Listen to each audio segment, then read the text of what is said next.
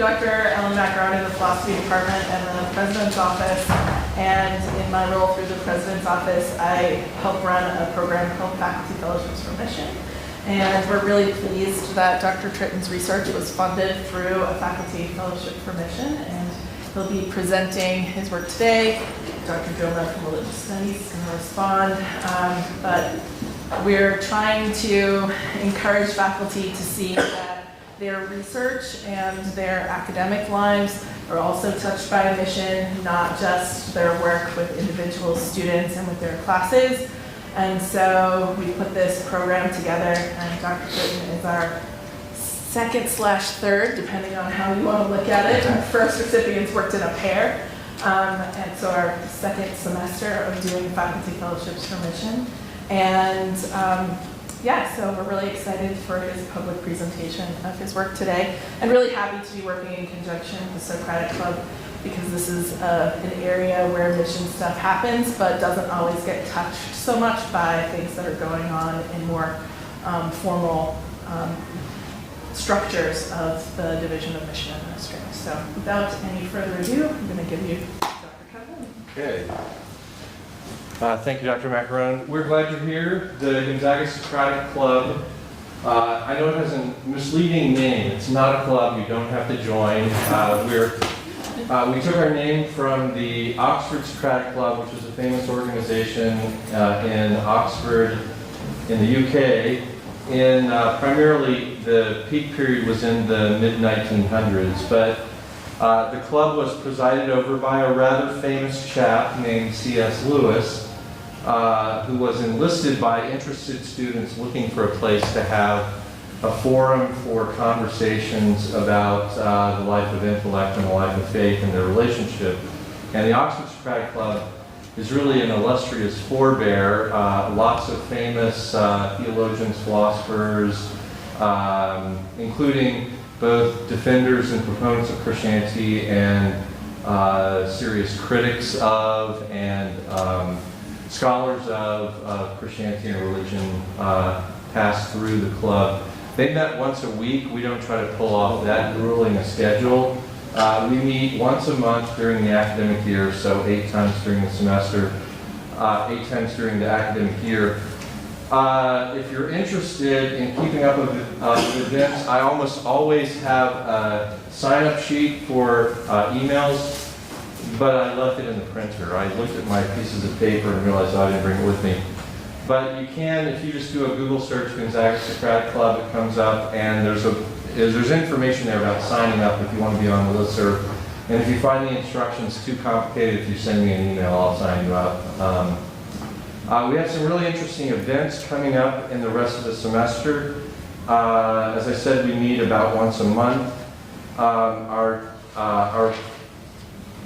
talk in October on the 21st, which is Founders Day, by the way. So I don't know if you're feeling in a holiday mood. Nice way to end the day. In the evening, over in Jepson at 7 o'clock, we're going to hear from Mark David Hall, a politics professor at George Fox University, on the question of the Christian dimension of America's founding. Was the United States founded as a Christian nation? So interesting and very controversial question. We have a meeting slated for November, but we don't have a speaker topic yet. That's in the works. But in December, an independent scholar who's working here at Gonzaga on neuroscience and I suppose I could say sort of something like traditional Catholic philosophical anthropology or theory of human nature, is going to be talking about neuroscience and the soul, and if there's anything related to those two things. That's in December on the 2nd, so right after we get back from Thanksgiving vacation.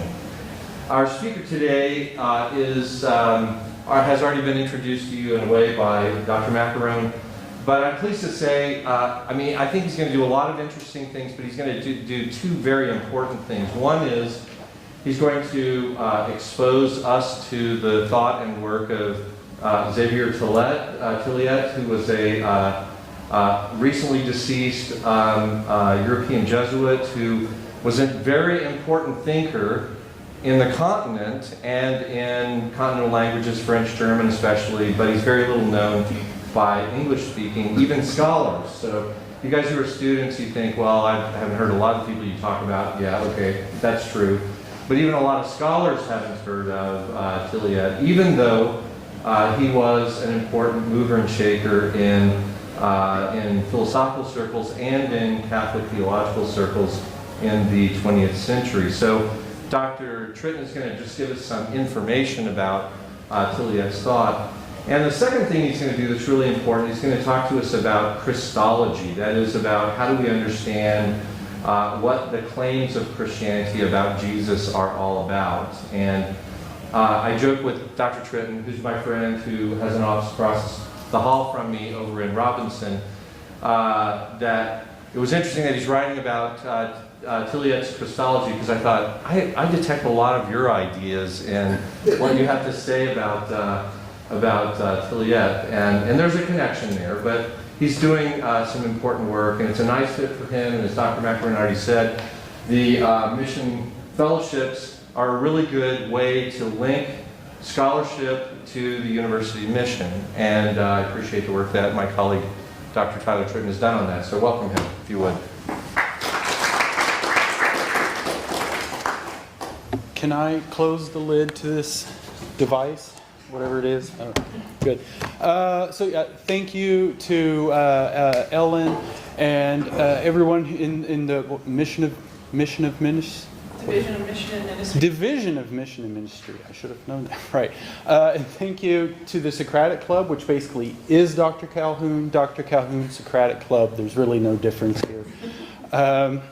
And I tried to make the title as long and wordy and understandable as possible, and I think it was a great success. Probably no one knows what many of these words mean. It was originally 2 papers, or rather one long, about 50 some odd page paper that I wrote in the research, and then a lot of it had to do with faith and reason, a lot of it had to do with philosophical Christology, and so I split them in 2 and then sort of put them back together. So if it seems at points that there's some cutting and pasting or something like that going on, then you're listening attentively, and maybe I can clarify some things in the Q&A. And it is on a philosopher, a Jesuit philosopher in France, who died just last December after I found out that I received this fellowship, by the name of Xavier Tilliette. And you can read about him on the handout, a lot of information about who he was and how he was a sort of consultant for the encyclical Fides et Ratio and things he published on and talked about. He originally made his mark with a massive 2-volume sort of magnum opus on the thought of Friedrich Wilhelm Joseph von Schelling, who I know about from my doctoral studies. And so that's how I knew about Tilliette and got into him. This made him the premier Schelling scholar in France, but then in his later work he's just writing on philosophical Christology. And he's never, however, just saying, this is my philosophical Christology. It means A, B, and C. But he's always writing about how other people are talking about this and then offering criticisms or points where he thinks that they do well. But he never just says, here's my position. So when Dr. Calhoun says he sees a lot of me in here, that's probably largely because of 2 reasons. 1, there is a lot of Schelling in here, and I'm a lot of Schelling and vice versa. And 2, I'm trying to fill in the dots and present this is very likely a philosophical Christology that could be espoused along Tillettian lines by taking in the criticisms he offers and adhering to principles he wants to set forth.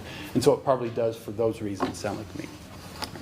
So apart from his work on Schelling, Tilliette may best be known for his work on philosophical Christology, which means that he has much to teach us about the relation between theology and philosophy, as well as between faith and reason. It is surely for this reason that he was selected as one of the consultants for the encyclical Fides et Ratio.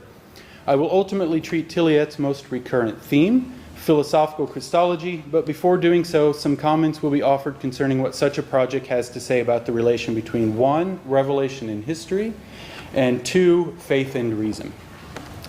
Concerning the latter, so faith and reason, concerning that latter pairing, it is for Tilliette not primarily a question of how faith might be demonstrated, or more humbly, simply explicated philosophically, that is, through reason, whereby faith would be passive and reason would be active, right?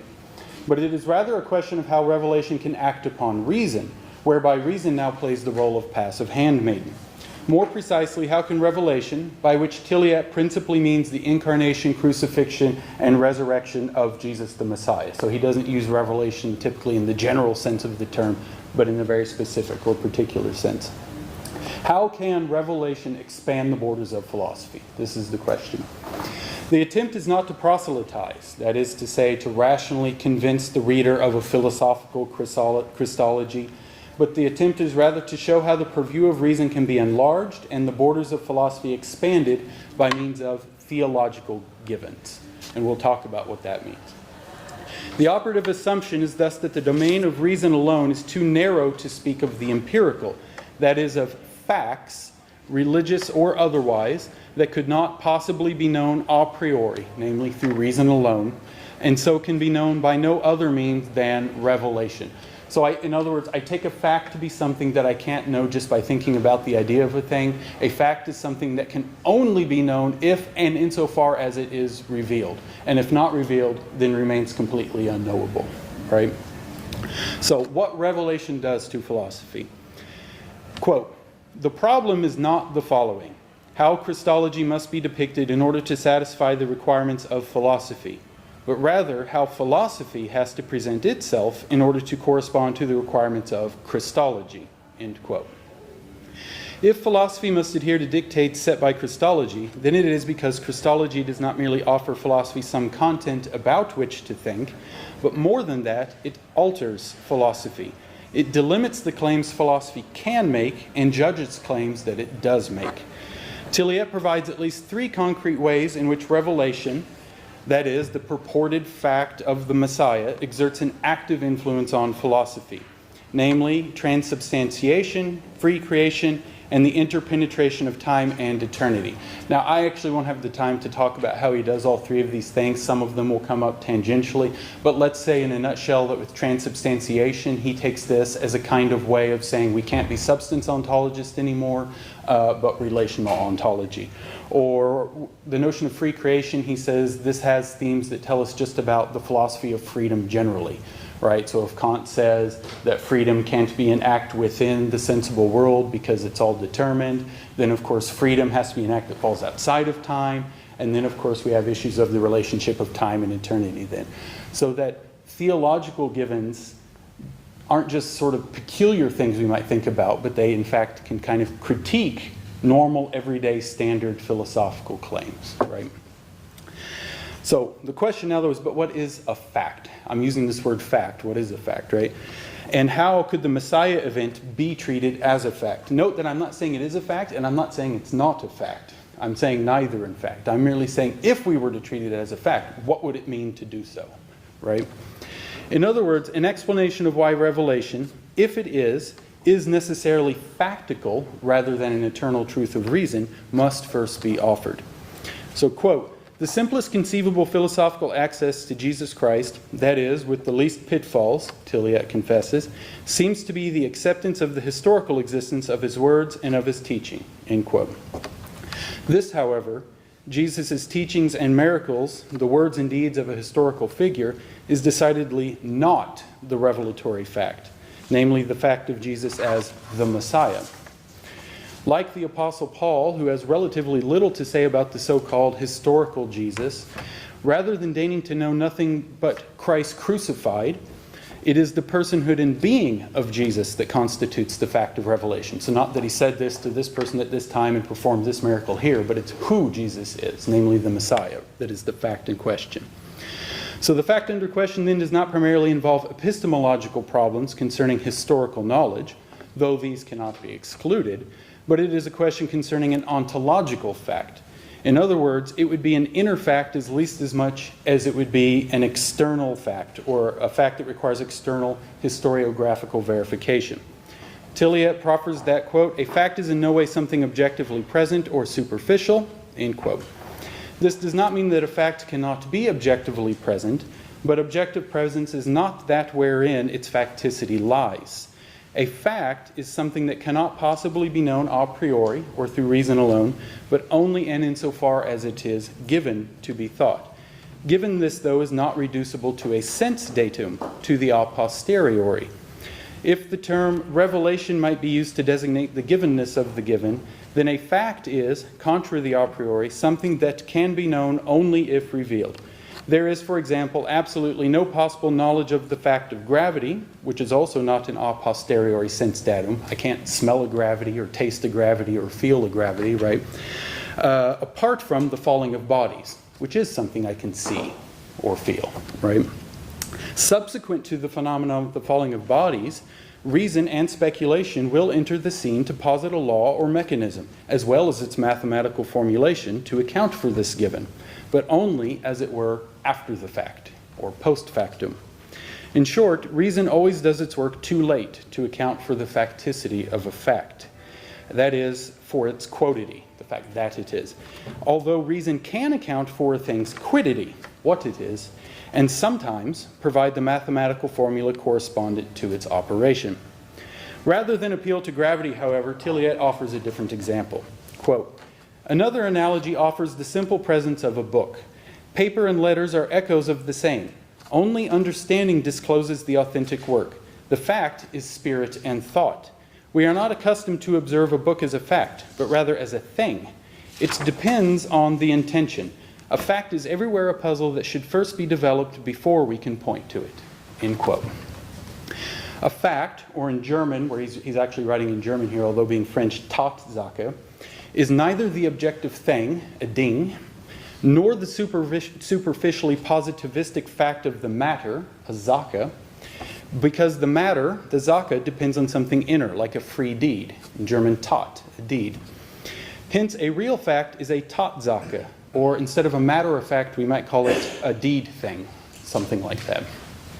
Said differently, all facticity is based in activity, or all factum is based in actum.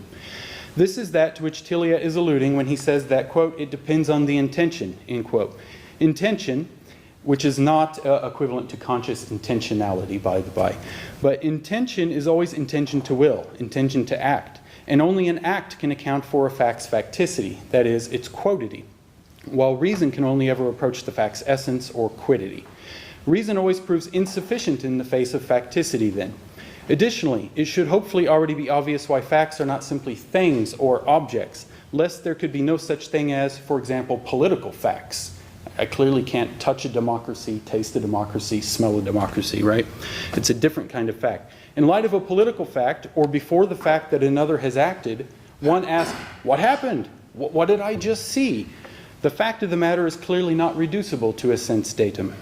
The truly factical, a Tatsache, or a matter of act, has to do with something inner, with will.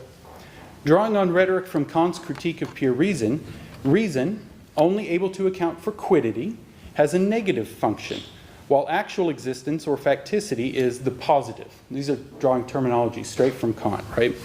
On this basis, Tilliette sketches a superior empiricism. If deeds, or at least divine deeds, but probably all deeds, are wrought in eternity but bear temporal effects, then a superior empiricism that concerns itself with the facticity of facts, that is, with the will or principle that brought them about, can and even must speak of the supersensible and eternal. So in this sense, we might call it an empiricism of the supersensible. But the point is to say that empiricism is clearly a much larger category than sensibilism. Sensibilism is but a reductionist empiricism, but not the whole of empiricism. Theology, then, which is concerned with the supersensible God, who only acts eternally, yet effectuates salvation history within time, is a science of the fact, or a science of the act, if you prefer. Theology is an empirical science, but a higher empiricism than that of sensibilism.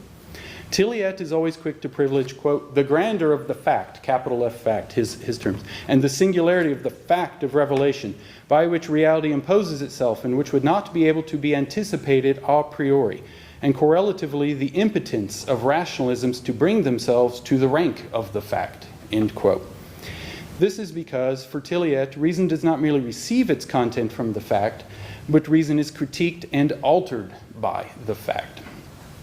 So, to recapitulate, you can look at the backside of that handout I gave you where there's sort of bullet points of a sort. Due to time, I'm not going to go back through them, but if that's a helpful thing to sort of say, these are certain claims that I think Tilliette is making here.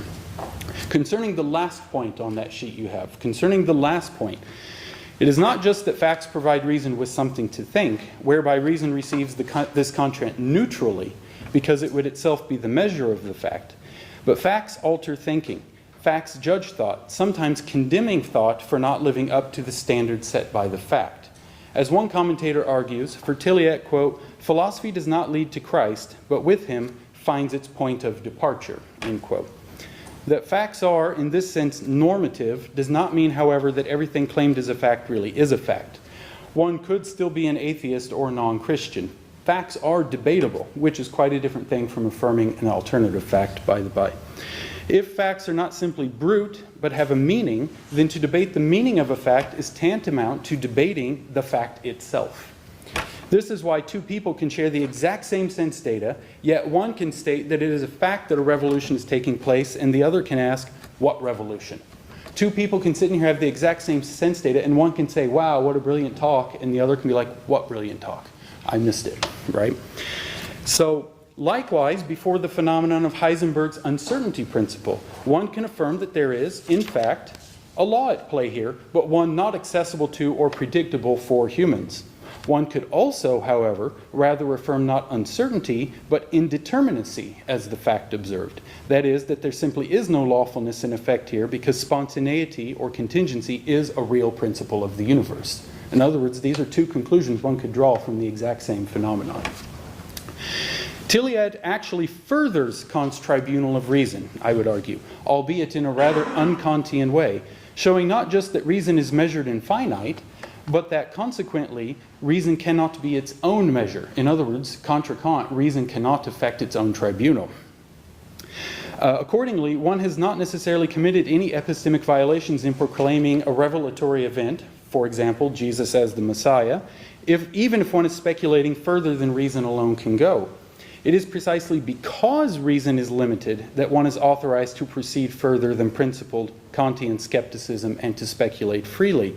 This is because, contra Kant, reason cannot enact its own criticism, but is judged by facticity, which is other than reason. We simply cannot remain within the bounds of reason alone, right? So Kant says stay within the bounds of reason.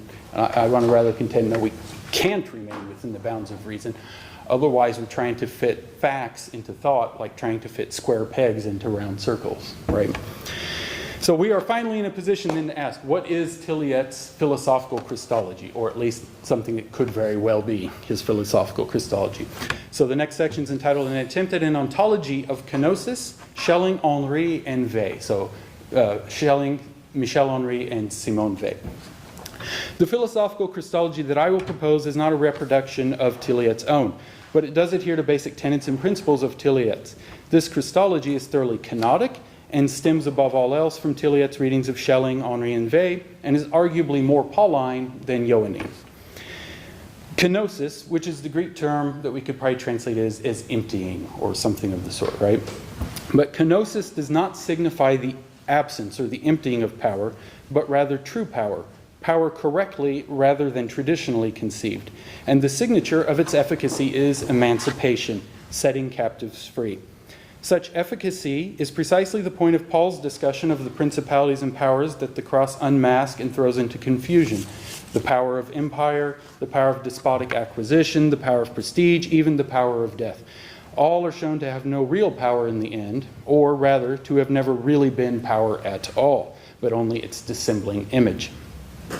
These principalities and powers are deflated by the cross, deconstructed, one might say, by an act of love in which the Logos of God, or the Word of God, here it is John 1:1, freely and unpredictably assumes the form of a slave. So I'm thinking here of Paul in Philippians, where we have the morphe theou as opposed to the morphe doulou, the form of a slave.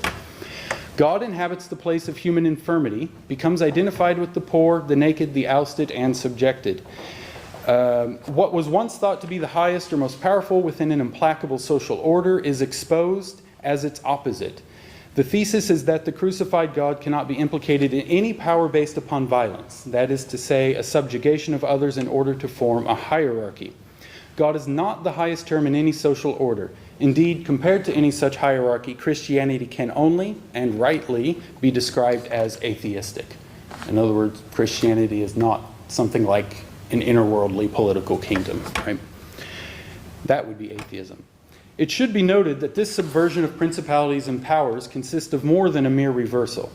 If the Word or Christ has become a slave, this does not mean that the slave may now become the master. Such would only keep a system of reprisals and cyclical violence neatly intact, except now standing on its head. The God of Jesus the Messiah is beyond the master-slave dialectic. This God operates otherwise both to despotic affirmation and to humiliated negation. Jesus' death on the cross does not entail any reciprocal response to the original violence that led to it, which would only amount to an inversion of a binary that nevertheless remains neatly intact, the way Nietzsche probably stands Platonism or Christianity on its head, but the binary remains in place. God's response to power as force is not a quid pro quo. It is not the exertion of an even greater counterforce. The God of kenosis, of unlimited dispossession, rather deflates the principalities and powers, not by mimicking them or warring with them, but by refusing the battle. Having unleashed their energies, the principalities and powers are exposed to have no real power at all because they cannot finally exhaust the true power of kenotic self-sacrifice. Tilliette's praise for Schelling, never more effusive than with respect to his Christology, perhaps attains its pinnacle in this passage. So, quote, "The salient and original point of Schelling's theory is the adequation of kenosis and the incarnation in a precise sense that has perhaps not been sufficiently thrown into relief by interpreters. Kenosis does not simply affect the mode of abjection in the incarnation, the forma servi, being in the form of a servant or slave. It is the condition and the cause of the incarnation," end quote. Kenosis does not just indicate that the mode of the incarnation is abjection, but kenosis is the very condition of the incarnation. It is incarnation itself. The incarnation, I will argue, far from a form of divine abjection, is actually the very means by which the divine is divine. And this is probably where Dr. Calhoun is hearing things I've said before that are somewhat scandalous, perhaps.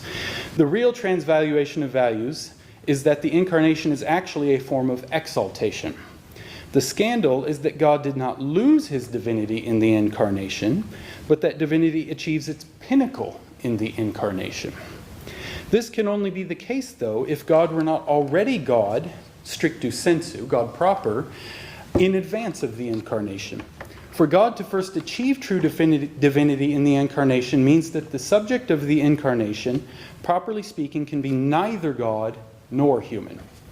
As one commentator of Tilliette has remarked, quote, "In this hymn of Philippi, as Tilliette calls it, the exegetical problem of philosophical Christology is developed. Christ is here of the form of God, but not God himself," which Paul never actually says in this passage. He says of the form of God. He never says God simplicator, full stop. That is, neither divine nor human, end quote. The distinction then that needs to be clarified, as Tilliette himself emphasizes, is that between God's simplicator, and existing in the form of God, as Paul in Philippians only speaks of the latter. The incarnation then is not a loss of godhood, it will be the acquisition of godhood, but it is an abdication of the form of God. A lot is at stake in this claim. In Tilliette's words, quote, "What is important is to place the original and paradoxical character of kenosis incarnation in relief, to know that the incarnation reveals true divinity," end quote.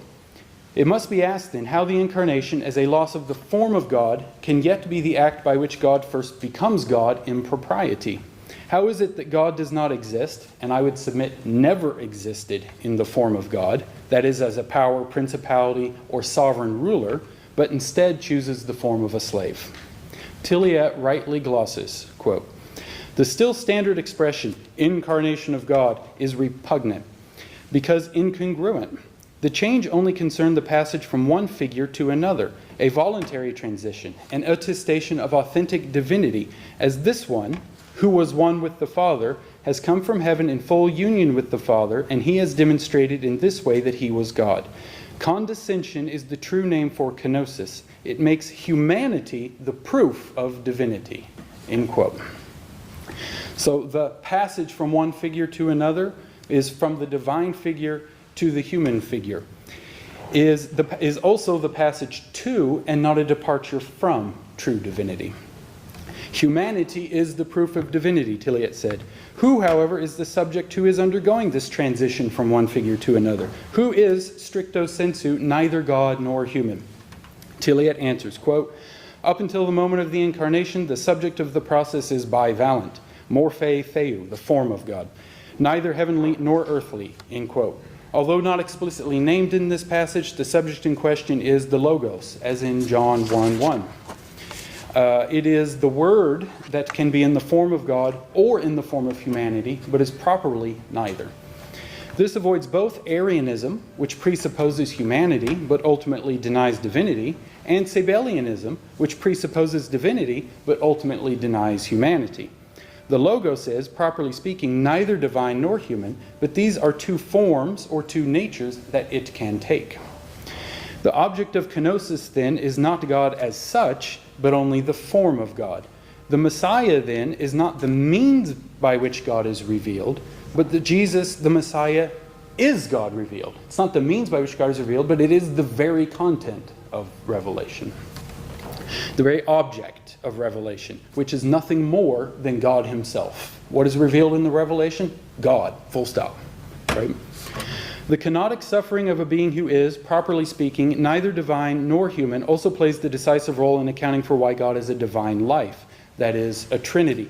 So I wasn't humble in this paper. Basically, I'm going to try to unravel the mystery of why God is a trinity and why, anyway, but good. As a divine, just so you know where I'm making a claim. As a divine life, the Father and the Son do not bear incidental relations to each other.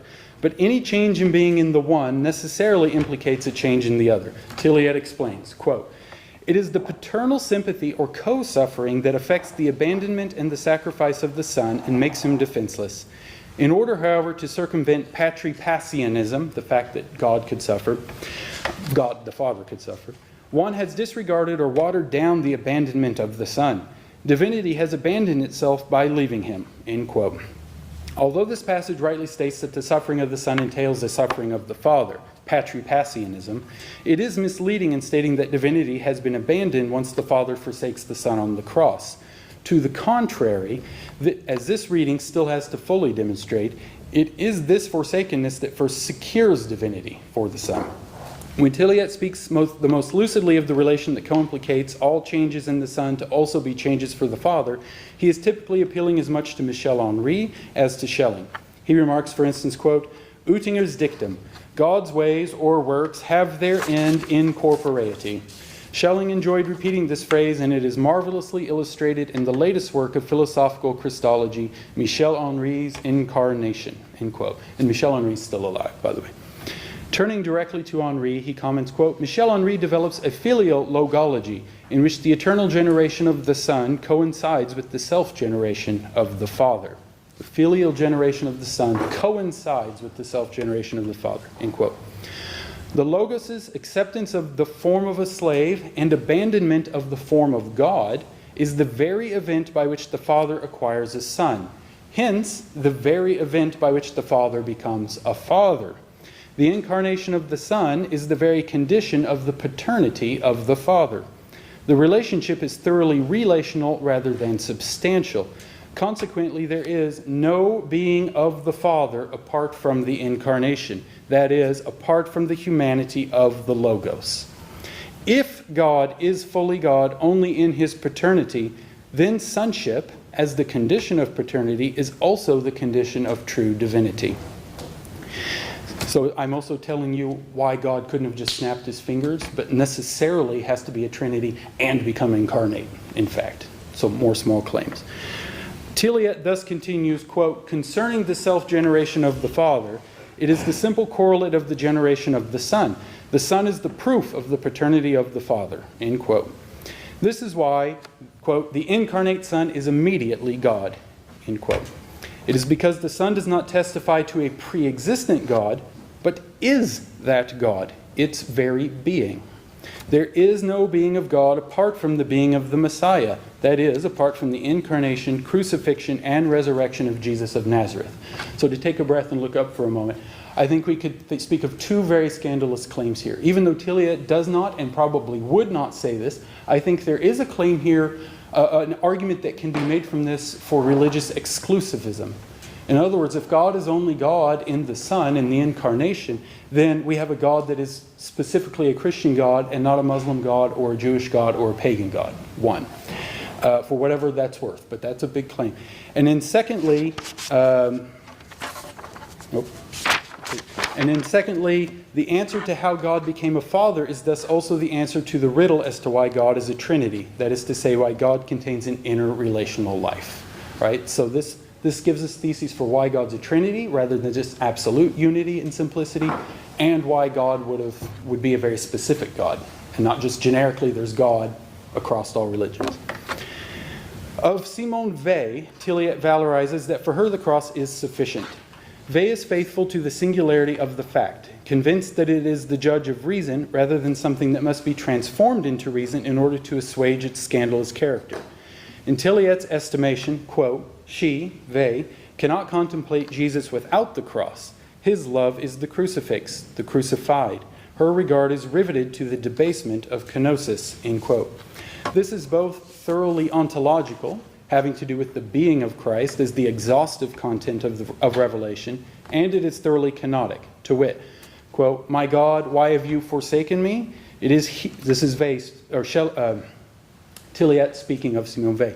It is here that Christ is divine, at the height of misfortune, where God is absent in immobility, patience, and the endurance of suffering. Christ is the truth in extreme suffering. It is not the works and miracles attached to humanity. It is the crucifixion that bears the immediate, flagrant proof of the divinity of Jesus. Kenosis gradually garners victory and darkens the figure of God. End quote. So it is here, meaning in kenosis, in suffering and self-abnegation, that Christ is divine. It is only in the darkening of the figure of God, then, that God is actually revealed, actually manifest, actually God. Tilliette, leaning heavily on Schelling, Henri, and Weil, amongst others, is not as syncretistic as he may seem. Kenosis is arguably the keystone. What Weil adds is the emphasis on emptiness and eventually decreation. Tilliette exclaims, quote, it has been remarked that the word empty was, with the word God, the words most frequently employed by Simone Weil. She was fascinated by and thereby aspired to this fateful verse. Man can be one with God only by uniting to a God stripped bare of his divinity, emptied, all caps, emptied of his divinity, to love an impotent God, end quote. Emptying, of course, is a possible translation of kenosis. That the human being must become empty in order to be filled with God is a common trope in Western Christian mystical tradition. More scandalous, however, is the notion that God too must become empty in order to be God's self. Moreover, God does not empty God's self as a simple means of self-fulfillment. It's not an Iliad Odyssey story just so that he can return to himself. But God remains empty. God did not become impotent for a spell, but God is impotent. This is a way of critiquing the powers and principalities, is to say what is godly is actually not a counterpower, but not power at all. Right? So that is to say, God is not the God of powers and principalities, but a God who can be solace for the suffering because God too suffers. God does not just level judgment against the powers and principalities, but God's being is the condemnation of the potencies that are, the powers of the world, and a proclamation in favor of those that are not. God deems that which is as if not, as though it were, and calls into being what is not as though it were. So I'm here playing on 1 Corinthians 7:29-31, where he says God calls that which is not as though it were, and vice versa. Emptiness is greater than plenitude, and abdication of power greater than its exhibition and deployment. Kenosis, emptying or self-abnegation, is not one act that God commits amongst others, but it is the only act God performs. Even the creation was an act of kenosis. So this is the last sort of, I think, scandalous point I'll have. God did not create in power only to will the incarnation in weakness. Rather, as Tilliette informs, quote, divine renunciation begins with the creation and extends unto the cross. God has emptied himself. The Creator has withdrawn in order to let us be. Weil invents the term decreation, end quote. So creation itself is an act of kenosis, I would submit. God only creates by decreating himself.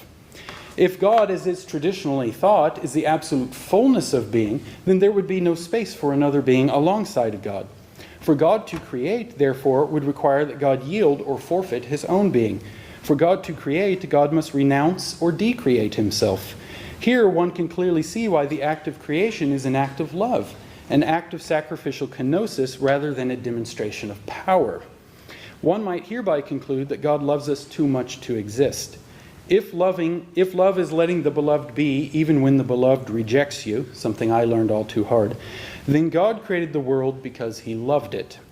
Love is decreation and decreation is love. Said differently, decreation is a kind of inoperativity or Sabbath by which God rests in his work in order to allow another the space to act.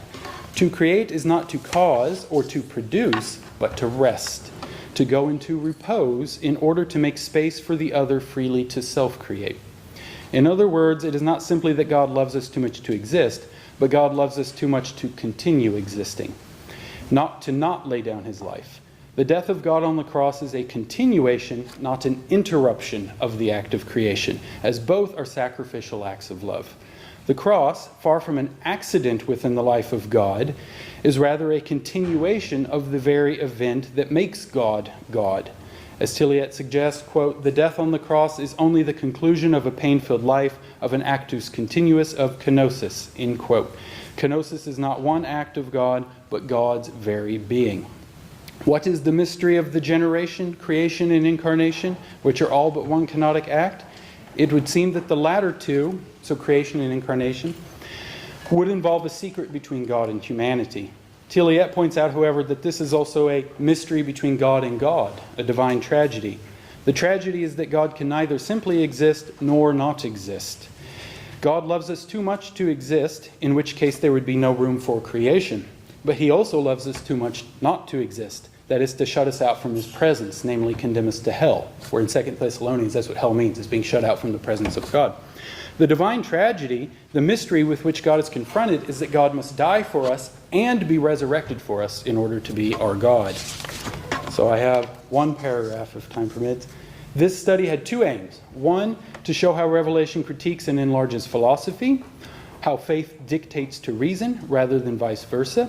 And two, to draft the outline of a philosophical Christology that would fall squarely within the confines of Tilliette's own principles.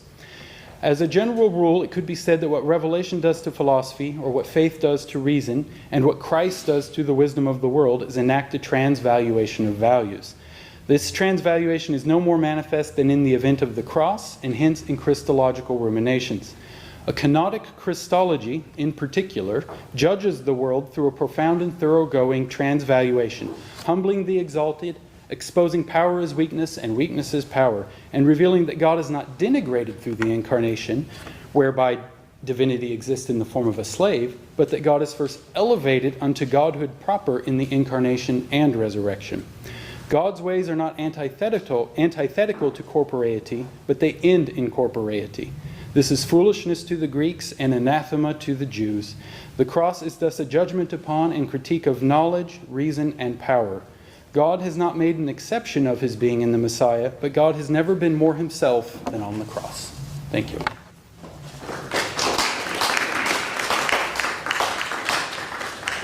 It's the practice of the Socratic Club to, in most cases, we have a commentator or respondent who helps us process and think about the speaker's ideas. And in this case, that's Joe Mudd from Religious Studies. So, Joe?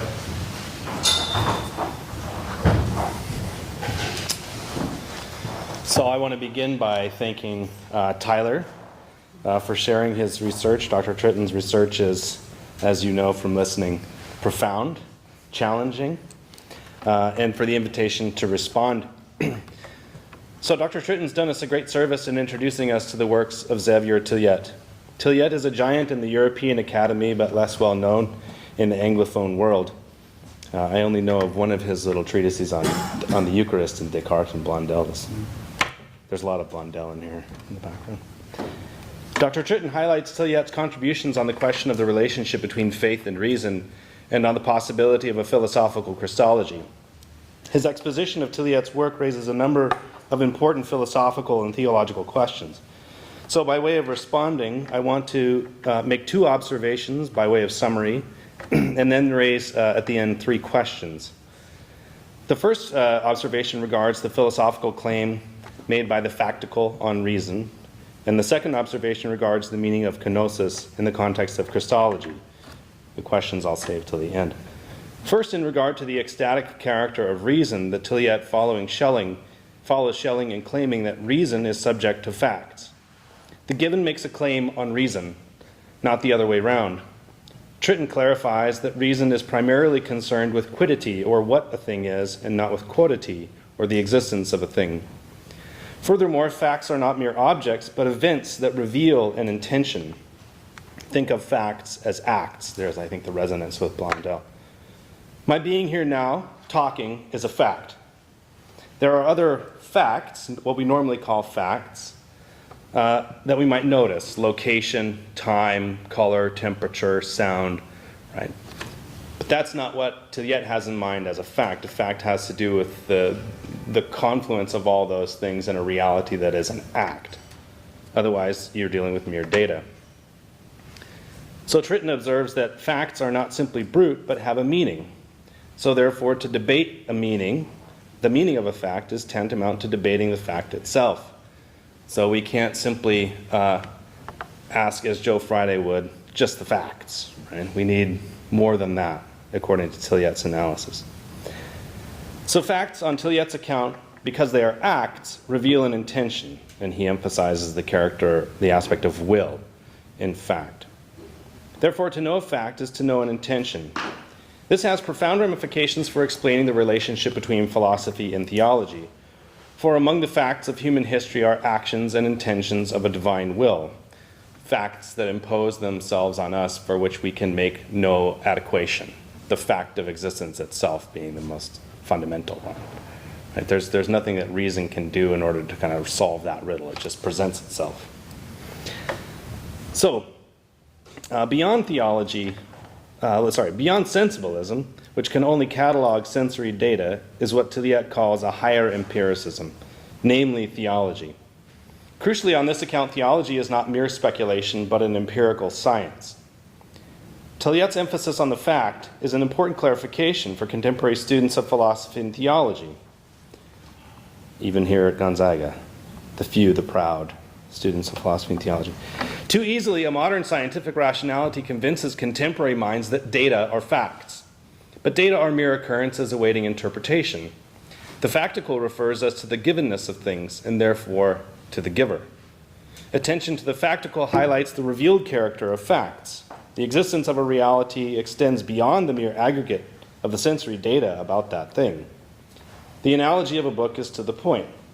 The sensory data of a book are apparent enough, but black marks on paper do not make a book. A book is a fact in Tilliette's sense. It is an act and an intention. Reading is therefore not a matter of passing one's eyes over black marks on paper, as I often tell my students, but an encounter with a meaning.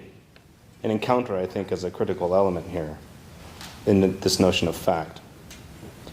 The fact, as Tritten indicates, alters thinking. Facts push reason beyond itself. Facts make a claim on thought. In the case of the revelatory event of the life and teachings of Jesus of Nazareth, the fact of revelation measures the adequacy of interpretation. Tilliette develops a philosophical Christology that attempts to stack up to the facts of the incarnation. So I turn to my second observation on the topic of kenosis. In the 20th century, kenotic Christologies became something of a movement in theological circles. Many theologians trying to put to right histories of war, genocide, and ecclesiastical abuses of power turned to the kenotic imagery of Philippians 2 to find some scriptural warrant for reimagining God. Jürgen Moltmann's The Crucified God is perhaps the most famous example. Rather than the classical image of Christ as Pantocrator who rules over the universe, the self-emptying God of the cross informs much of the theological imagination of the last 60 years. And as Tritten points out, already in the 19th century, theologians and philosophers attempted to take seriously the facts of the suffering and death of Jesus as revealing something about the divine will and not merely episodes on the way to an ultimate triumph in the resurrection. This goes back to Schelling, even Hegel, one could argue, back to Luther. Dr. Tritten begins with the question of power. Rather than thinking of divine omnipotence in terms of worldly power, the cross provokes a crisis among the powers of this world, for it reveals their true powerlessness. Further, rather than reinscribing the old power dynamics only now in reverse, the God of Jesus, as Tritten says, is beyond the master-slave dialectic. This is to say that the God revealed in the kenosis of Jesus is beyond all rivalry over power and defeats the powers of this world through unlimited dispossession. Things get more complicated when Tritten expands on Tilliette's claim that kenosis does not simply affect the mode of abjection in the incarnation. It is the condition and cause of the incarnation, as he says. Or as Dr. Tritten puts it, that the incarnation is, quote, the very means by which God is God. What is at stake in this analysis is Tilliette's exegesis of Paul's hymn in Philippians 2, which indicates that Jesus, although he was in the form of God, morphe theou, did not consider equality with God something to be grasped. Tilliette distinguishes, being God simply from being God, being in morphe theou, or in the form of God, so the difference of God and in the form of God. Tilliette interprets the phrase form of God to refer to the claims to divinity made by the powers and principalities. The true God, by contrast, never existed in the form of God, a truth revealed fully in the incarnation. In one sense, then, morphe theou refers to a generic notion of divinity. But then Tilliette also uses the notion to gloss the meaning of logos in Christian understanding. The logos, he claims, can either be divine or human. So Dr. Tritten concludes, quote, the Messiah is not the means by which God is revealed, but Jesus the Messiah is God revealed. This way of putting it, of course, begs a Trinitarian question to which Dr. Tritten immediately turns. For in Christian understanding, it is not God who is incarnate in Christ Jesus, but the second person, not God in a generic sense, but the second person of the Trinity. Here the treatment of kenosis takes an interpersonal turn, or relational. Here Tilliette appears to follow many theologians, especially Hunser from Balthasar, in employing kenosis as a way of understanding the relationship between the Father and the Son. On this interpretation, the abandonment of the Son is the hermeneutical key to understanding the Father, and indeed the entirety of Trinitarian relations. But where Tilliette sees the abandonment of the Son as the Father's own abandonment of divinity itself, Tritten suggests further, it is the forsakenness, this is a quote, it is the forsakenness that first secures the divinity of the Son. He explains that God is only fully God as Father. That is to say that sonship is not only the condition of paternity, but of divinity itself. Or that God isn't God without also being Father. Tritten concludes, quote, there is no being God apart from the being of the Messiah, apart from the incarnation, crucifixion, and resurrection of Jesus of Nazareth.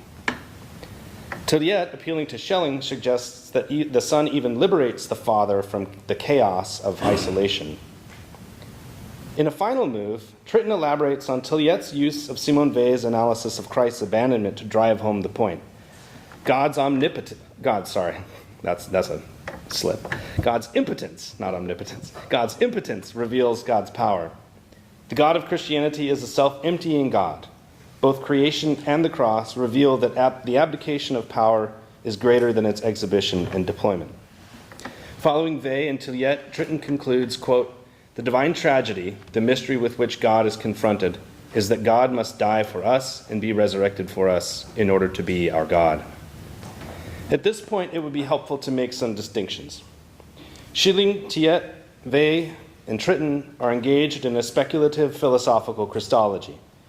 In attempting to take seriously the historical facticity of the incarnation as revealing the eternal will of God, they reflect deeply on Jesus' experience of abandonment. Theological claims regarding redemption have to take these facts into account, for, as Tritten has argued, the fact stands as the judge of reason. This is an important caution to theologians who would speculate about the inner life of the Trinity and attempt to arrive at conceptual permanence. Indeed, an entire school of theological reflection, the so-called death of God theology, arose to challenge the conceptualist certitudes of late medieval speculative theology and its neo-scholastic descendants. Nevertheless, there are distinctions to be made as it regards predication about the persons of the Trinity and their relations. For Christian revelation includes both reflection on the historical facts of the incarnation, death, and resurrection of Jesus, as well as speculation on the nature of the triune good.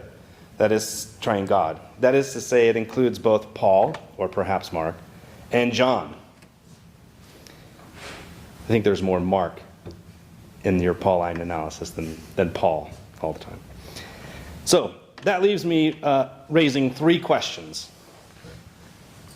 The first is that Tilliette's interpretation hinges, it seems, nearly exclusively on an interpretation of the Greek phrase, the form of God, morphitheu. In the context of the passage in Philippians 2, it's not simply clear that Tilliette's interpretation is necessary. Morphitheu in other interpreters is, this is especially the case in Larry Hurtado's study, Christ the Lord, on early devotion to Christ in Christianity. He argues there that morphitheu is that Christian community's way of exalting Jesus to be equal with God. And so not a question of sort of playing the role of God. Right? It also then begs the question about what the following verse means when it talks about equality with God. Right? So the full passage goes, Jesus, although he was in the form of God, did not consider equality with God something to be grasped, but took the form of a slave. Right? So there's a parallel structure between morphitheu and isotheu, equality with God. And that isotheu in the Greek is the adequation with the reality. Right? So there's some complexity there that we might raise questions about. If you're interested further in that, I highly recommend David Bentley Hart's translation of the New Testament, where there's a series of footnotes about that. And also Larry Hurtado's book, Christ the Lord. Question number 2. I'm always puzzled by the employment of the idea of kenosis when it leads in the long run to a total emptying, because then you have emptiness emptying itself out. And that always puzzles me. So the idea of kenosis is fairly common in certain strands of sacramental theology in contemporary theological circles. One reviewer, Vince Miller, in analyzing Louis-Marie Chauvet's attempt to incorporate kenosis into his Eucharistic theology, talks about an abyss at the heart of mediation. What happens when there's nothing to mediate in this act of self-emptying? Can emptiness empty itself? That's another question. The final question regards making distinctions within the immanent Trinity. It is taken as axiomatic and attributed to Karl Rahner that the economic Trinity is the immanent Trinity. This is sort of a rule of theological predication, at least since Rahner. Whether it's correct or not is a separate conversation. Traditionally, however, theologians have raised questions about the Trinity, and questions don't go unanswered, right? You at least attempt to answer questions. You don't just let them linger there. And so one way in which theologians historically have dealt with the relationship between the Father and the incarnate Word is to introduce the secondary act of existence of the Son. Right? So that there are two acts of existence in the second person of the Trinity. One regards its generation from the Father, the other regards its incarnation. Here those are collapsed. Right? So that incarnation and generation are the same. And historically that's not the case in theological speculation. Right? This is particularly the case in the speculative Trinitarian theology of Thomas Aquinas, right? Where generation is an eternal move and the incarnation is a created external term of a relation of paternity. Right? So it's a contingent thing. It's not a necessary thing. Tritten emphasizes necessity here, that these are necessarily the case. If God is to be God in the Christian sense, then these things necessarily follow. Traditionally, there's been a distinction made there. Also, I would note, just by way of in passing on that Trinitarian question, the conspicuous absence of the Holy Spirit in this analysis. Right? So where is the Spirit? What role does the Spirit play in either relating the Father and the Son or in the relationship between the incarnate Word and God, the eternal Father? Finally, I should just note a difference, that as a theologian, I come with certain baggage that Tritten doesn't necessarily carry. And that baggage is a dogmatic reality, a dogmatic tradition to which I am bound as a theologian. Right? So I don't get to just kind of do whatever I want to do. Not that you're doing that. But no, I'm constrained. It is liberating. So I have certain constraints. That is to say, the constraints of a tradition. right? So I have to think with that tradition. So that may be why I have maybe these certain of these questions. So, in the end, Dr. Tritten has done us all a great service in introducing us to Xavier Tilliette of the Society of Jesus, a giant of European theology and philosophy, and now late giant, one of a generation of Jesuits who taught at the Gregorian, who have been passing in the last decade, who shaped the European Academy in ways that only subsequent generations will be able to tell. So thank you for introducing this unique and interesting character to us this afternoon. Thanks.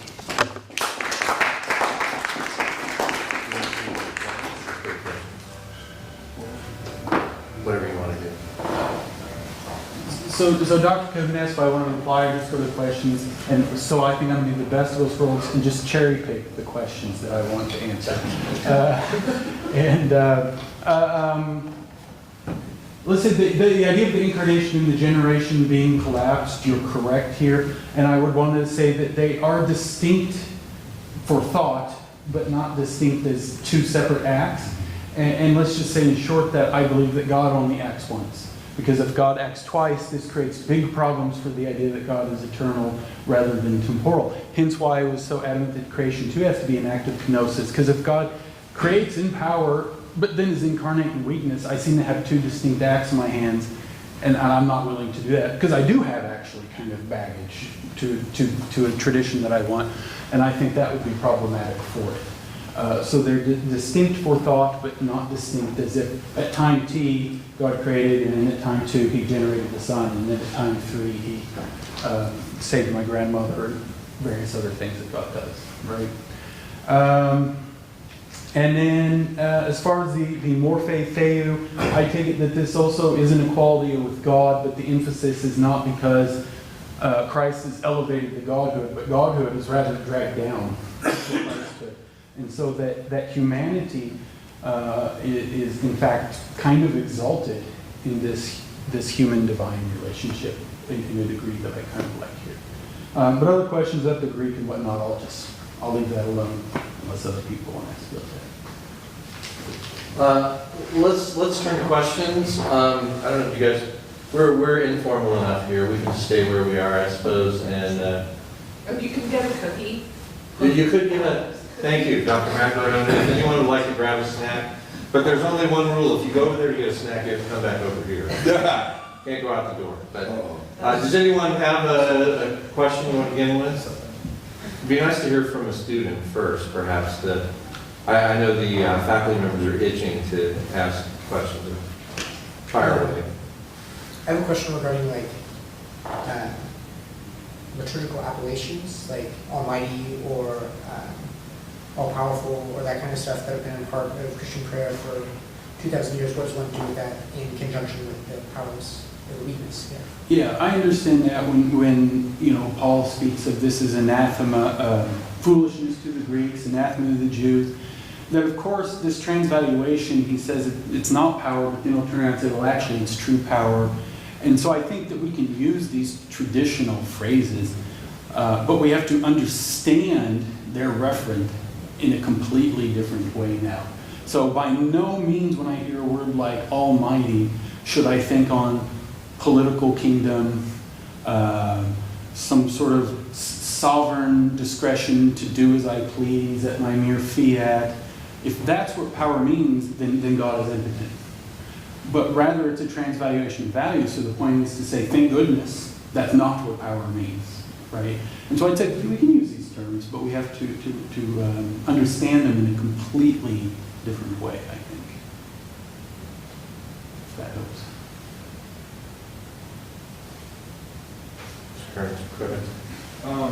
So I think just to ask for some clarity on the topic of emptiness, and I think to address both parties as well. We're not implying that God is previously empty before he empties himself, right? I mean, because, yeah, sorry. Just like with power, where it means one thing when said the first time, and then it means a different thing when said 2 sentences later. I think the same thing with emptiness, right? From one regard, emptiness is actually absolute fullness and absolute positivity, and from another regard, it's absolute emptiness. What it's decidedly not is an insistence on some specific sectarian claim, right? That's decidedly what it never is. And so from the, let's say from the vantage point of, we always think of reading, the Bible from our vantage point and salvation history, so how God saved us. But if I read the Bible as a story about God as much or even more than a story about humanity, then it's a story of how the full emptied itself. But from our perspective, or how the empty made itself full. But from our perspective, it might be the inverse. And so I think what those full and empty, what those terms are going to mean, just like power, it becomes inverted depending on our perspective. So it's almost like moving like the rhetoric of who has divine power from God inside humanity, or like for humans in a way. Yeah, or I would even prefer, because I think it's a better way of avoiding imperialistic misunderstandings, where the second kingdom is going to come and be a political power, as it seems the 12 disciples had a problem understanding. Or in the Old Testament, when they all wanted kings for themselves, and God says, my goodness, if you're so hard-necked, fine, here's a king, here's a political power. Or when, Jesus, they bring the coin and Caesar's on it, and he says, well, whose face is on it? Give unto Caesar what is Caesar's, is basically saying, yeah, take care of that stuff so you can actually deal with a real kingdom, in the wholly other sense. I would like to just do away with the phrase, I forget the exact phrase you use now, sovereignty of God, or use some phrase that I would just do, I would prefer to avoid entirely. Like emptiness, or?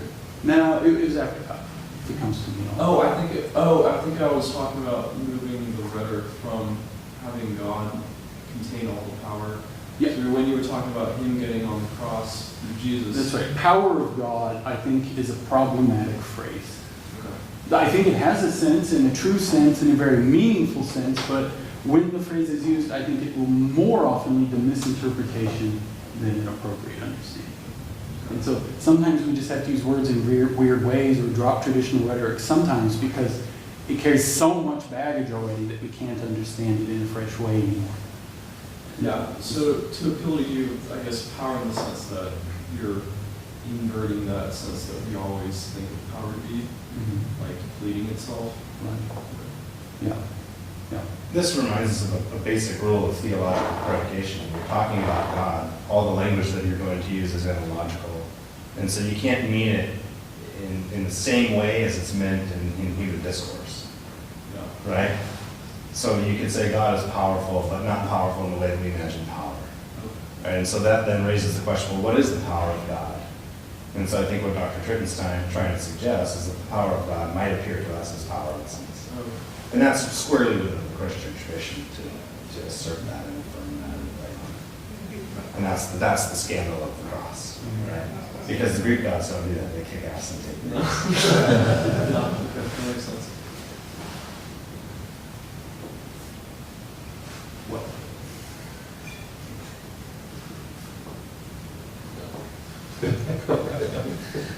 Dr. Curtis, go ahead. He couldn't restrain himself any longer. The students aren't raising their hands any longer, so. I have 3 questions here, but let's go with this one. I don't understand the difference between philosophical Christology and theological Christology.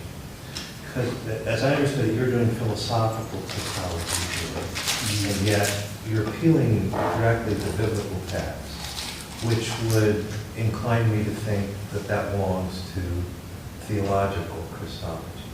So I'm just wondering if you could clarify that. That's a point well taken, because actually Tilliette will speak of, if it's the case that Christ exerts an influence on the wisdom of the world, and theology on philosophy, and fact on or revelation on reason, he says it's really not even so much as a philosophical Christology as a Christological philosophy. Because this revelation even bleeds into the philosophy we might have about the Eucharist, for example. And it's not just a special case of transubstantiation in the Eucharist, but apparently the whole of reality is relational rather than substantial. And so If theological, Christology, I wouldn't be adverse to that, although I might even prefer Christological philosophy, because I would want to say the claims aren't just peculiar to some small tradition here, but if the claim is correct, this has implications for the whole of philosophy. And anything I would have to say about the philosophy of freedom, anything I would have to say about general ontology as relational rather than substantial, and anything I would have to say about the relationship of time and eternity in any context. And so in that sense, it's Christological philosophy, I think. So Christological philosophy what emerges from this argument that the incarnation is a necessary event in order for God to be God. That's right. It's a contingent necessity. To the point, Dr. Muhammad, a contingent necessity. If God is to be God, then it's necessary. But it's not absolutely necessary. In fact, absolutely considered it's a sheer contingency. It could have not been. There could have been nothing instead of something, in short. It's only necessary vis-a-vis what comes later, looking back retroactively, what apparently retroactively were the necessary conditions without which God could not have been God in his propriety. So it's only a belated necessity, post factum necessity, however you would want to phrase this, contingent necessity. It reminds me a lot of Anselm, the Cordeus home. But can I just one little question, because Professor Mudd raised it too. With this kenotic Christology, what do you do with the Spirit? How do we get to a Trinity? Yeah, I was talking about this basically with Dr. Clancy yesterday, and that I take it that in any relationship between two, where we have creation rather than, say, mechanism, there's going to be novel emergence. And so an emergence that exceeds the input that first went into it, right? Exceeds the data that went in. And so the life of the Spirit is harder for me to comment on because it is still a happening and open-ended and living story. And that I can't foresee what will come of it just by looking at what went into it, because it's a genuine novelty. And by novelty, I mean something unforeseeable and unpredictable with respect to its constituent input. And so that's a story that I would say just is still being told right now, as it were. But I don't have any clean doctrinal position on the Holy Spirit, to be blunt. I just don't. And you can't read back the same way. Yeah. Sorry, Doug. What do you mean I can't? So your story about Christ and God, right? You're saying that there's this contingent necessity, and so that you're kind of, I know that's metaphorical, but reading back, and you can't do that same thing when you're talking about the Spirit. Were the Holy Spirit a fait accompli, were its role in the divine economy done, then I could probably do the same thing and make a retroactive story which is necessary vis-a-vis a contingent happening. Yeah. But we're not in that position. Right, okay. And so, Pentecost doesn't count. It's not enough. well, it counts, but it's not It's the beginning finished. rather than the end. Yeah. If you want, if I can say it this way, which won't satisfy anyone intellectually, it's just evocative, but genuine Christianity is not behind us, but still in front of us, as it were. And so it's the beginning and not the end. It's not a finished product. Yeah, Doctor. Hi.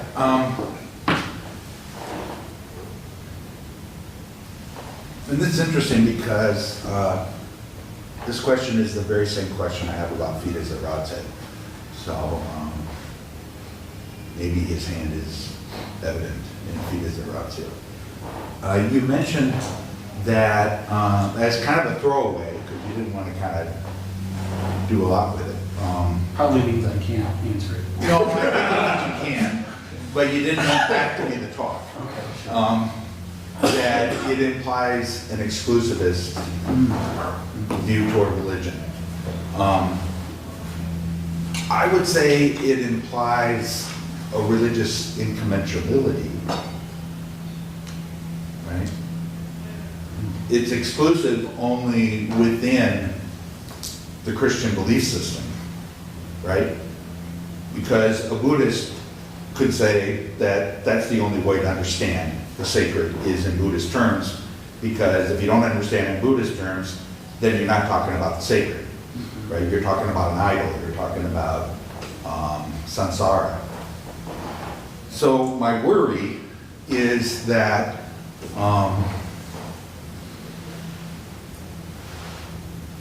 I don't know where the resources are for interreligious dialogue. Like, what could Christianity possibly learn from something outside of the Christological philosophical system? Yeah. So you are correct all the way around, which is to say, I have a lot to say about it, and I didn't. I'm done. Yeah. So, incommensurability, I agree, is not the same thing as exclusivism, right? So we can't just translate from one tradition into another, that we have to be attentive to the particularity of religious claims. So I can't just say, well, there's God generically, and then this is how it happens to be manifest in Judaism, and here's how it happens to be manifest in Buddhism or whatever, even if they were speaking of God, which they don't always, right? So I would take that point well. But of course, my claim acknowledges that, but still wanted to go a step further and say not just incommensurable, but also possibly exclusive. Well, what about my word that incommensurability means we can't talk to one another? Well, I'm sometimes not so certain this isn't the case, because again, there's no neutral position. I would admit this, Tilliette would admit that there's no view from there where there's no neutral position. So someone is always talking from a state of faith or a state of conviction, let's say. I'm never talking from nowhere. And so incommensurability sometimes does happen. In other words, I'll be blunt when I say that I think interreligious dialogue is sometimes overblown. Not because I don't think it's valuable, but I'm not sure it's possible. What could its value possibly be? Well, and this, we had, when I was a grad student at Leuven in Belgium, and Martha Nussbaum came, and she gave us a talk, and she told this story about how she looks forward to this day when, we could have under the Christmas tree also a menorah and also dreidels and all of these sort of holy items set alongside one another, as if somehow this would be respecting all of them. And all I could think was that profanes every last one of them. Sure. It degrades them all. And so there is no meta-narrative here. And I think there is a place for interreligious dialogue, although it's incredibly difficult and incredibly thorny because we have to be attentive to particulars. And so we can't just imagine that there's this meta position that I can take and then arrange everything and I But why bother? Why bother? I've got nothing to learn. No, well, so what is there to learn then? I think there is something to learn, although actually, in showing what there is to learn might come across to some people as more offensive than even not saying what there is to learn. But here, like I'm a Schellingian, right? As is Tilliette originally. And like there's a German idealist, and not unlike a Hegel, we have this grand sort of history, even though I just spoke against meta-narrative, right? And it says in this history, for instance, Schelling. Schelling, not Tilliette, not Tritten, Schelling, right? And he'll speak of, oldest religions we know, we have Zaydism and its astral worship, and it's sort of the solidity of the heavens, and then they sort of fall, and we get astral religion where the heavens are loosened up and starts to move, and then it falls to earth and get totemism. And then in Egyptian religion you have animals, and then eventually late Egyptian, half animals, half humans, and only in late mythology, which means the Greeks, do the humans take a divine form. And far from anthropomorphism being some knock, anthropomorphism is actually a great thing, because what higher morphe could I possibly imagine for the gods? It seems to be this long history of getting to greater heights, rather than this terrible idolatry of anthropomorphism. And then we get, in the mystery religions, a Trinitarian notion. So the Trinitarian notions precede Christianity, and then we eventually get the historical event of the Christ. But I would want to say there's a lot there for interreligious dialogue, but it does place it in a history. So what I have to learn already kind of puts it in certain places where I say this was a moment unto another moment. And to hang on to one moment, to fasten onto one moment as eternal and not let its time pass, is what fetishism is called. And so take that for whatever it's worth. But, Darby. To follow that, the scandalous nature of the incarnation is that you said the Trinity is self-realized and thus the inclusivity is present. Perhaps paradoxically you present that the generation and incarnation is a God moving himself aside for humanity, thus entering the same dialogue of God moves himself aside in a paradoxical way, which has created room for these other religions. Not as much a question, but almost an acknowledgement of a paradox in your very description there. Yeah, I mean, if I'm understanding correctly, I take you're saying if I'm claiming that God gave way, yielded for humanity, why wouldn't God yield and give way for other gods, so to speak? I don't know. I don't know. I merely have never, that question has never dawned on me, in full honesty. So I would have to just give that more thought. And Dr. Mudd probably has thought about it all night. Well, not in that specific way, but I think it actually brings us back to the question of the Holy Spirit, and distinguishing the missions of the Spirit and the mission of the Word. And within that, distinguishing visible and invisible missions. So that you could have something like the ongoing work of the Spirit throughout time in every religious tradition, right? So not necessarily that God is removing God's self so that these other things can emerge, but that already God is doing something within those through the mission of the Spirit. This would be a very sort of Catholic Nostra Aetate view of inclusivist.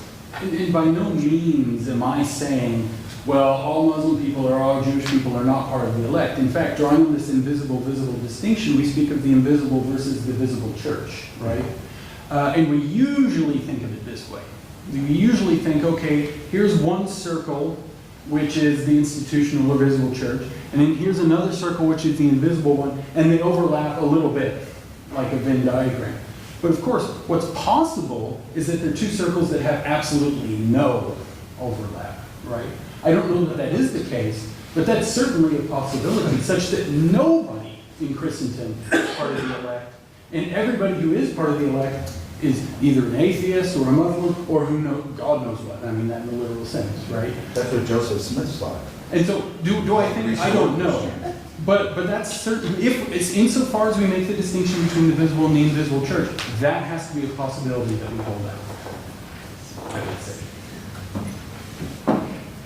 Yeah. Sorry, I just need some clarification.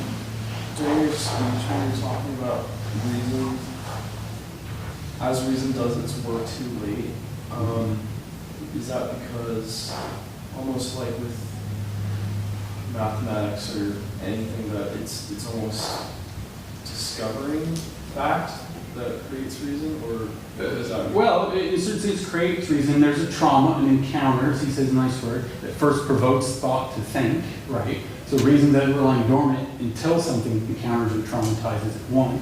But I would say you use the example of love or math, and I would say yes, in both counts, in fact. Love, fairly obviously, you find yourself already having fallen in love, and then someone asks you, why do you love Susie? And if you're like me, you're terribly embarrassed because you don't know. And it's embarrassing not to know. And so you sort of accumulate reasons post factum. But even in the case of mathematics, there's this kind of contingent necessity. So long as I have a base-10 system where I go 1, 2, 3, 4, 5, 6, 7, 8, 9, and then 0 is a rule that you start to count over. First placeholder, 1, 2, 3, 4, 5, 6, 7, 8, 9. Second rule for starting to count over, what you call 20, 30, and so forth. Then I can derive necessary truths given those first-order contingent axioms. But I could just go 1, 2, 3, start to count over. 1, 2, 3, 20, 1, 2, 3, 30, in which case what deduces a 4? It's just noise, 4. But it's not a necessary truth. It's only 2 plus 2 equals 4 is only necessarily true contingently, namely given the first order contingent axioms that are a base-10 system. So in fact, in all domains, I would say that's the case, that reason comes on the scene to do its work and machinations belatedly in any domain. So would you, I'm sorry, this is just something I just want to make sure I understand. So would there never be a case where someone could just have almost reason out of nothing? Like, No such thing. no, okay, no such thing. Even that would be already an event within consciousness, right? Yeah. That is a given. Like a question, you can't force yourself to ask a question, it just emerges. Okay. But that's data, Yeah. right? So it's already a given. So then any thinking you do about the question is already a reflection post factum, the conscious event. So you have experiential data, but you also have conscious data that are the givens, the sort of first order thing. And the second order operation of reason is trying to understand what just happened. Yeah, that makes sense. I want to ask a question that goes back to the exclusivism problem, and relates it to this whole, well, Tilliette's ideas about what a fact is, and even I see a connection to what you were just saying about Schelling's sort of, I don't know what you'd call that, an anthropology of religion, as you described it.